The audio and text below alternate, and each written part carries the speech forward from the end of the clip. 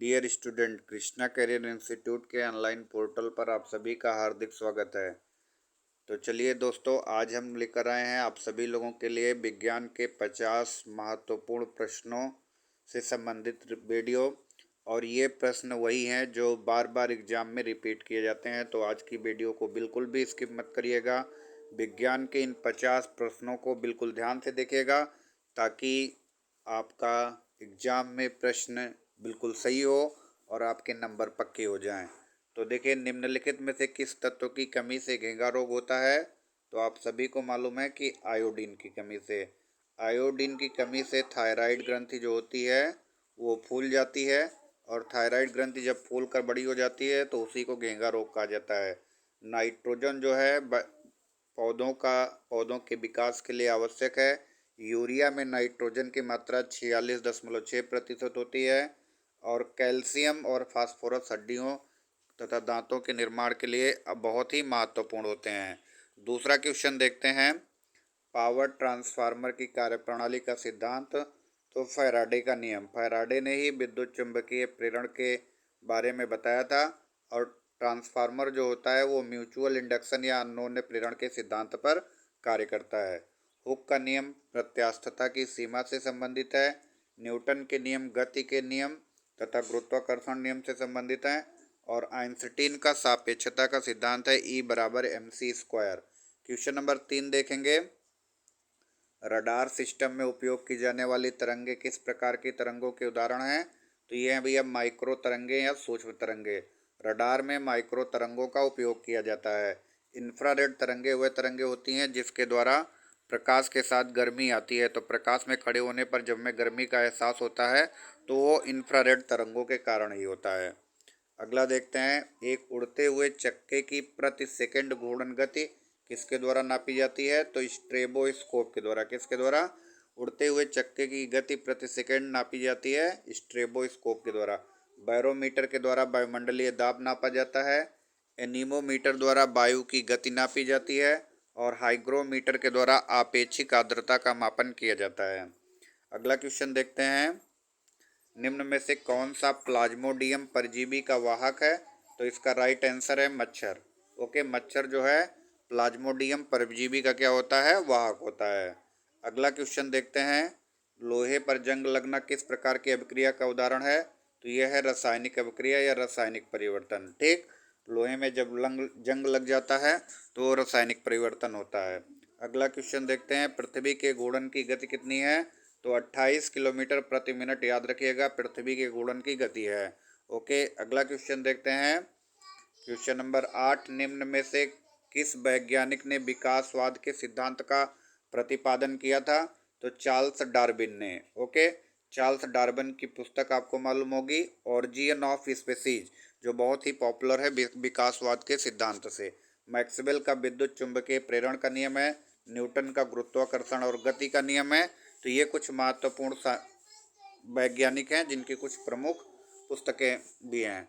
चींटी के डंक में कौन सा अम्ल पाया जाता है? तो चींटी के डंक में पाया जाता है मेथनोइक अम्ल। चींटी के डंक में पाया जाता है मेथनोइक अम्ल। मेथनोइक अम्ल यानी जिसे फॉर्मिक अम्ल भी कहा जाता है। मेथनोइक अम्ल को ही क्या कहा जाता है? फॉर्मिक अम्ल कहा जाता है। सिट्रिक अम्ल आपको मालूम है नींबू में पाया जाता है। लैक्टिक अम्ल दूध में पाया जाता है। और एसिटिक अम्ल विनेगर में पाया जाता है, विनेगर में। ओके, अगला है, अगर एक लोहे की छड़ में जंग लग जाए तो उसके भार में क्या परिवर्तन होगा? तो लोहे की छड़ में जंग लगने पर उसका भार क्या हो जाएगा? बढ़ जाएगा। ओके, लोहे की छड़ में जंग लगने से उसका भार क्या हो जाएगा? बढ़ जाएगा। किस यंत्र के द्वारा सौर ऊर्जा को विद्युत ऊर्जा में रूपांतरित किया जाता है?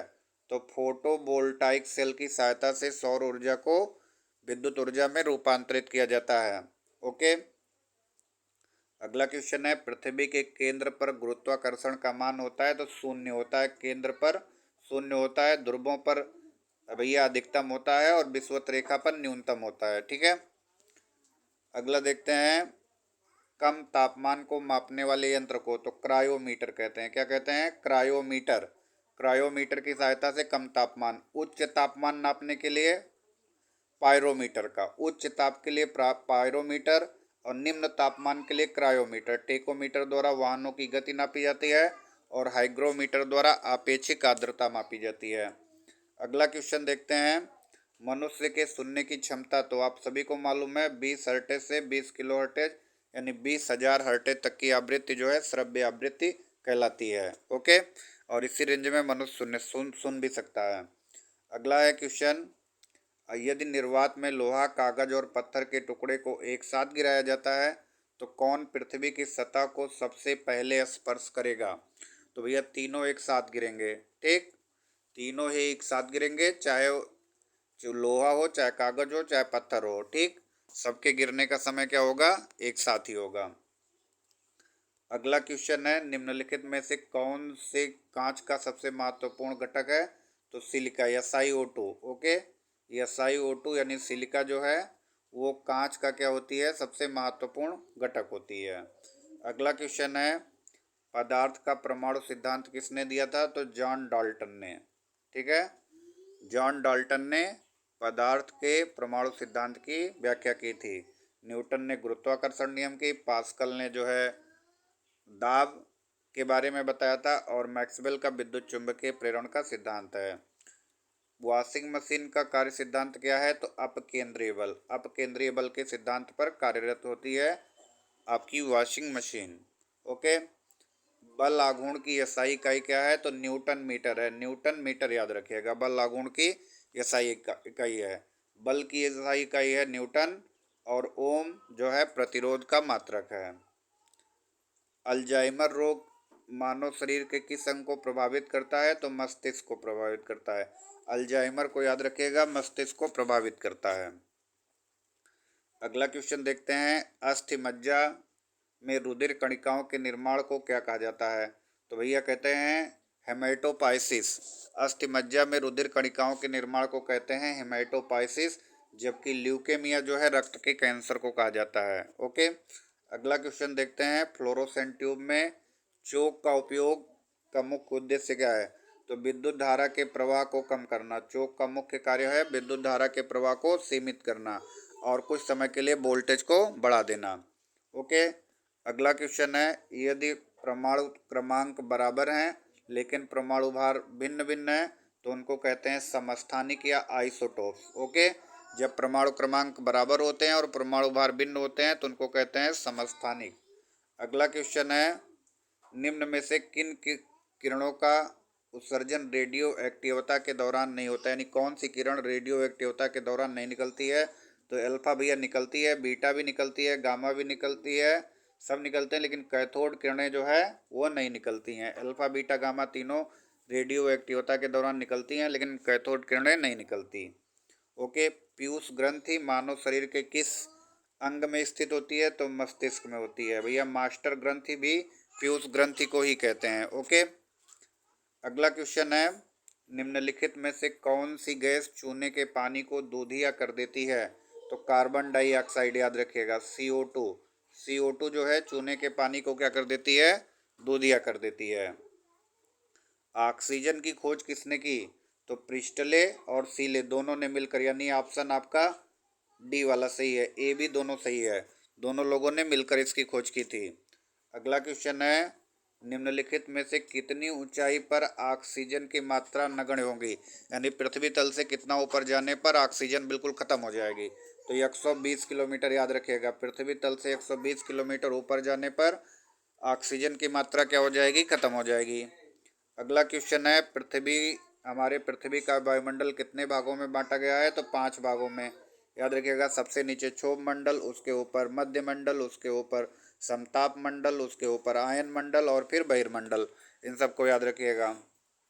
निम्नलिखित में से कौन से वायुमंडल की सबसे गर्म परत है? तो थर्मोस्फीयर जो होती है वो वायुमंडल की सबसे गर्म परत होती है।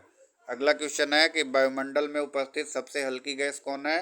हाइड्रोजन भैया सबसे हल्की गैस है। ओके, वायुमंडल में उपस्थित सबसे हल्की गैस कौन है? हाइड्रोजन। सबसे हल्का तत्व और सबसे हल्की गैस दोनों यही है। अगला क्वेश्चन है, निम्नलिखित में से कौन दुनिया की सबसे जहरीली गैस है? तो दुनिया की सबसे जहरीली गैस भैया लर्न कर लीजिए, जाई लाल ब्रोमाइड। जाई लाल ब्रोमाइड दुनिया की सबसे जहरीली गैस है। ओके। अगला है, पृथ्वी की पपड़ी पर सबसे प्रचुर मात्रा में उपलब्ध दुर्लभ गैस कौन है? तो दिए गए ऑप्शन में आर्गन सबसे दुर्लभ गैस है जो पृथ्वी की पपड़ी में सबसे प्रचुर मात्रा में मौजूद है। अगला है, निम्नलिखित में से पृथ्वी की सतह पर सर्वाधिक मात्रा में पाया जाने वाला तत्व। तो अगर तत्व की बात करेगा तो आप याद रखिएगा ऑक्सीजन। पृथ्वी की सतह पर 49.9% कितना है? 49.9% भैया याद रखिएगा। ओके, 49.9% पृथ्वी की सतह पर अग्नि जो है ऑक्सीजन उपस्थित है। हमारे शरीर में 65% सबसे ज़्यादा हमारे शरीर में भी, ये भी याद रखिए, हमारे शरीर में भी 65% सबसे अधिक मात्रा में कौन है? ऑक्सीजन है। दूसरे नंबर पर वायुमंडल में दूसरे नंबर पर 21% है। 21% है ऑक्सीजन की मात्रा, ये भी याद रखिएगा। अगला क्वेश्चन है, हमारी पृथ्वी में सबसे अधिक मात्रा में पाई जाने वाली धातु। तो सबसे अधिक धातु जो पृथ्वी की सतह पर पाई जाती है एल्युमिनियम है, याद रखिएगा। अगला है, निम्नलिखित में से कौन एक जैविक अम्ल है? तो आक्जेलिक अम्ल को ही क्या कहते हैं? जैविक अम्ल कहते हैं, ठीक, क्योंकि जीवाणुओं द्वारा अग्नि बनता है। ओके, तो जीवाणुओं द्वारा बनता है इसलिए इसको जैविक अम्ल कहते हैं। अगला है, हमारे मुंह में के पार्श्व भाग में स्थित टांसिल का मुख्य कार्य है। तो जो टांसिल से अग्नि निकलती है, टांसिल एंजाइम जो निकलता है उसका कार्य होता है भैया रोगाणुओं का विनाश करना। ओके, रोगाणुओं को मार देना टांसिल का मुख्य कार्य होता है, याद रखिएगा। अगला है, दो या दो से अधिक धातुओं के मिश्रण को क्या कहते हैं? ये सबको मालूम है, मिश्र धातु कहते हैं। अमलगम कहते हैं भैया, अमलगम धातुओं का अन्य धातुओं के साथ मिश्रण। पारे का अन्य धातुओं के साथ मिश्रण अमलगम कहलाता है। क्षारीय धातु आवर्त सारणी के पहले वर्ग की धातुओं को क्षारीय धातुएं कहते हैं। उत्कृष्ट धातुएं सोना चांदी पारा उत्कृष्ट धातुएं कहलाती हैं, याद रखिएगा। ओके, अगला क्वेश्चन है, निम्नलिखित में से कौन सा पदार्थ क्लोरीन के साथ क्रिया करके ब्लीचिंग पाउडर बनाता है? तो बिना बुझा चूना भैया, CaO बिना बुझा चूना जो है क्लोरीन के साथ क्रिया करके क्या बना देता है? ब्लीचिंग पाउडर, जिसका सूत्र होता है CaCl2। ओके, निम्नलिखित में से किसकी आयु का पता लगाने के लिए रेडियो कार्बन डेटिंग। तो जीवाश्म की आयु का पता लगाने के लिए किसका उपयोग करते हैं? रेडियो कार्बन डेटिंग का प्रयोग करते हैं। ओके, अगला क्वेश्चन है, लाल और हरे रंग को आपस में मिला दिया जाए तो निम्नलिखित में से कौन सा रंग बनेगा? तो लाल हरा मिलाएंगे भैया पीला बनेगा, एकदम याद रखिएगा, लाल हरा मिलाने से पीला बनता है। ओके, अगला क्वेश्चन है, पशुओं में किसके कारण खुरपका और मुंहपका रोग होता है? तो पशुओं में विषाणुओं के कारण, किसके कारण होता है? विषाणु के कारण खुरपका और मुंहपका हो जाता है। ओके, अगला क्वेश्चन है, ट्यूबलाइट में कौन सी गैस मुख्यतः भरी की जाती है? तो ट्यूबलाइट में पारे की वाष्प और आर्गन का मिश्रण भरा जाता है, याद रखिएगा। ठीक, ट्यूबलाइट में पारे की वाष्प और आर्गन का मिश्रण भरा जाता है। अगला क्वेश्चन है, ठोस की शुद्धता का निर्धारण किसके द्वारा किया जाता है? तो गलनांक बिंदु के द्वारा ठोस की शुद्धता का निर्धारण किया जाता है। अगला क्वेश्चन है, भौतिक संतुलन किस सिद्धांत पर कार्य करता है? समांतर बल के नियम पर। ओके, याद रखिएगा, भौतिक संतुलन समांतर बल के नियम पर कार्य करता है। अगला क्वेश्चन है, निम्नलिखित में से किस धातु को चाकू से आसानी से काटा जा सकता है? भैया सोडियम बहुत ही मुलायम धातु होती है और सोडियम को चाकू से आसानी से काटा जाता है, बहुत ही मुलायम धातु होती है। अगला क्वेश्चन है, न्यूलैंड के नियम के अनुसार उस समय प्रकृति में कितने कुल तत्व मौजूद थे जब न्यूलैंड ने अपना अष्टक नियम दिया था? तो भैया जब न्यूलैंड ने अपना अष्टक नियम दिया था तो 56 तत्व ही ज्ञात थे। कितने तत्व ज्ञात थे? 56 याद रखिएगा। न्यूलैंड के अष्टक नियम के समय कितने तत्व ज्ञात थे? 56। ओके, और भैया 48वां नंबर देखते हैं क्वेश्चन, निम्नलिखित में से किस पदार्थ में स्थितिज ऊर्जा निहित होगी? तो जो स्थिर होगा उसी में स्थितिज ऊर्जा निहित होगी, यानी बांध के पानी में। ठीक है, उड़ता हुआ वायुयान, गिरता हुआ नारियल गति में है तो इसमें गतिज ऊर्जा होगी। ओके, अगला 49वां नंबर क्वेश्चन है, सार्वत्रिक गुरुत्वाकर्षण के लिए जी का मान। तो हेनरी कैवेंडिश ने, याद रखिएगा, इसको न्यूटन न लगा दीजिएगा।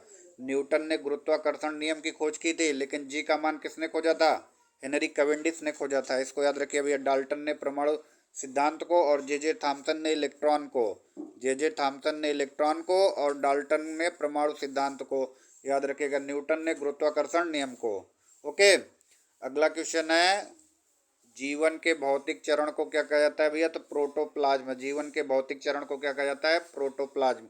तो ये भैया थी साइंस के 50 दमदार क्वेश्चन। आपको कैसे लगे हमको कमेंट में ज़रूर बताइएगा। और हमको सोशल मीडिया के किसी भी प्लेटफॉर्म पर, चाहे आप फेसबुक पर हैं, चाहे आप व्हाट्सएप पर हैं, चाहे आप ट्विटर पर हैं, चाहे कू ऐप पर हैं, चाहे यूट्यूब पर हैं, कहीं पर भी हैं, इंस्टाग्राम पर आप कृष्णा कैरियर इंस्टीट्यूट सर्च करिए। आप हर जगह हम आपको मिलेंगे और आपको नई नई जानकारी उपलब्ध कराते रहेंगे। जय हिंद, धन्यवाद। फिर मिलते हैं अगली वीडियो में, तब तक के लिए नमस्कार।